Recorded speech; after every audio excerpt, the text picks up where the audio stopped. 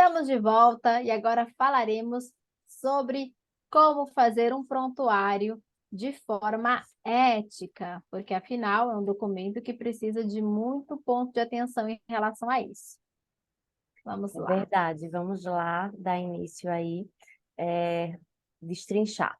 O prontuário, primeiro de tudo, vocês precisam saber que ele é um documento dotado de fé pública, ou seja, ele tem uma presunção de veracidade. Então, todo mundo que pega um prontuário acredita que ele realmente é uma história, né, que a gente chama uma historinha de verdade. Então, qualquer pessoa que tente burlar isso, fazendo qualquer escrita posterior, qualquer ou tirar ou arrancar a página, qualquer pessoa que tente mudar o prontuário de alguma forma está cometendo um crime, né? E pode responder civil, criminalmente e administrativamente.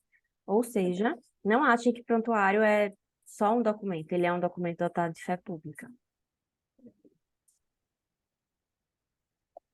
Quais são os aspectos legais de prontuário médico, né? Primeiro, ele consta lá em grande parte do Código de Ética Médica, que a gente vai disponibilizar para vocês aqui no material extra.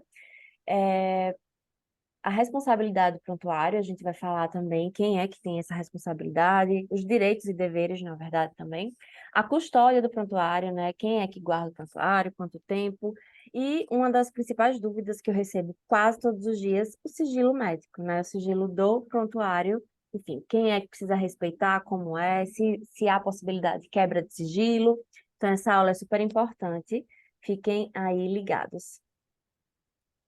Bom, aspectos éticos e legais de prontuário médico, eu trouxe a lei 13.787. Ela é uma lei super recente, de 2018, que ela surgiu com o objetivo de digitalizar todos os prontuários, né? Por que será? Porque tinha muito prontuário sendo extraviado, muito prontuário velho, prontuário de uma clínica, por exemplo, se tocar fogo, cadê, né, os prontuários?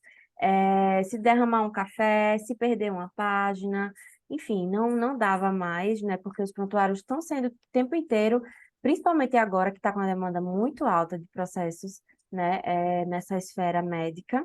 Então, essa lei, né, fala sobre a digitalização e a guarda do prontuário. Hoje já existem empresas especializadas que vão na clínica e fazem esse trabalho de digitalização e entregam tudo para vocês na nuvem. Então, Ah, maravilha.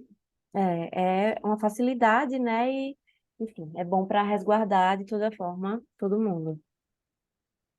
E a diferença, né, é que aqui seria uma digitalização e não um prontuário virtual, certo? Mas quem sabe, né, existem plataformas que integrem isso, Então, você digitaliza e começa a fazer o prontuário prontuário virtual. digital. Aham. E aí eu trouxe para vocês não acharem que é só blá blá blá meu, né?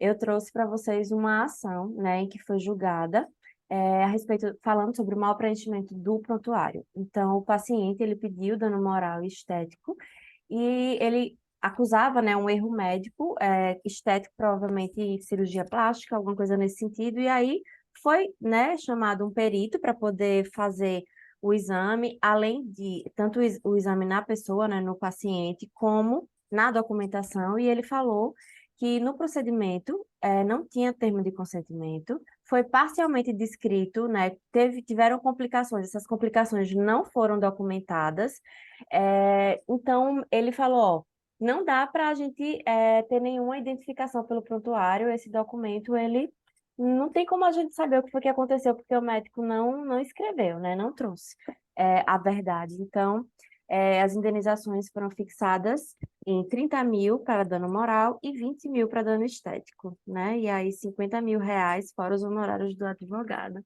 por conta de um mau preenchimento no prontuário. Essa é a continuidade da outra, pode passar, e aí eu trouxe, né, uma ementa do PEP, do processo ético, que esse processo já é no caso do conselho, né, não é mais judicial, que fala que o médico recebeu uma advertência em aviso reservado, porque ele não colocou o prontuário na ordem cronológica, com data, hora, assinatura e número do registro. Então, ele deixou de elaborar o prontuário conforme, né, o artigo, enfim, do Código de Ética Médica manda. Então, não achem, né, que é besteira. Ter sorte para não cair aí nesse, porque se cair.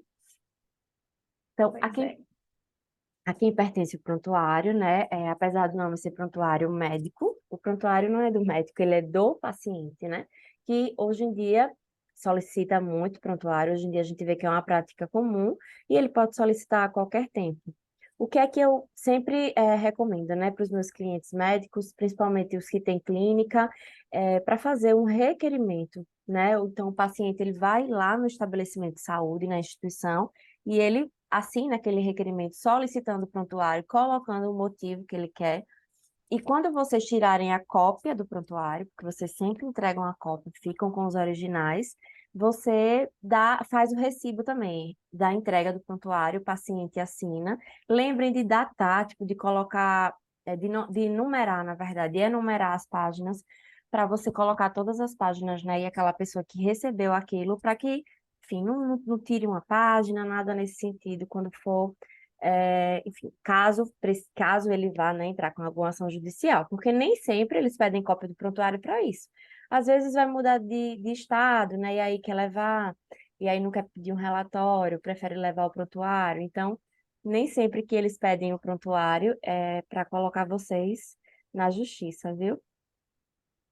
Nós iremos disponibilizar para vocês, tá? Aqui abaixo dessa aula, um exemplo de um requerimento, recibo de entrega, para ficar mais fácil aí para vocês no dia a dia de vocês. E custódia, Pri? Quem cuida do prontuário? Por quanto tempo? Todo mundo fica, quanto tempo? 20 anos, e fala, 20 anos, e 20 anos do último atendimento. Ou seja, se você atendeu o paciente com 1 ano e ele hoje tem 18, a partir dos 18 anos você vai contar mais 20. E que é bem importante falar também, com menoridade você não conta, tá? Só conta quando o paciente faz 18. Então, Nossa. tem duas regras, vamos lá. A partir do último atendimento, conta 20, e se for menor de idade, começa a contar só quando ele tiver 18 anos. Então, 20 anos, por isso que é tão importante digitalizar. Quem é que guarda um prontuário mais de 20 anos? É muito difícil, né? Imagina um Então, consultório de um pediatra que vai atendendo crianças apenas, de forma física, vai ter que alugar uma outra sala comercial, gente, só para guardar o prontuário, se não fosse adequar aí às novas tecnologias. verdade, Fica a viu? dica, colegas da área de saúde da criança. Fez. É interessante a gente comentar, né, Pri, que existe, de acordo até com uma resolução do Conselho Federal de Medicina, uma comissão de revisão de prontuários nas instituições. Então, é recomendado que todo estabelecimento ou instituições de saúde tenham uma comissão de revisão que vão conferir letra, prescrição, evolução e também, né, aplicar as advertências e, se necessário, encaminhar os casos mais graves até o conselho. Um exemplo na prática de como isso funciona, no serviço em que eu trabalho, nós temos o que nós chamamos de auditoria do prontuário, que no caso é feito por essa comissão de revisão. E a gente sabe que eles vão selecionar diversos prontuários aleatórios, de profissionais aleatórios, da equipe multidisciplinar, para fazer essa auditoria. Então, é bastante interessante e, eventualmente, nós recebemos feedback de como melhorar o prontuário.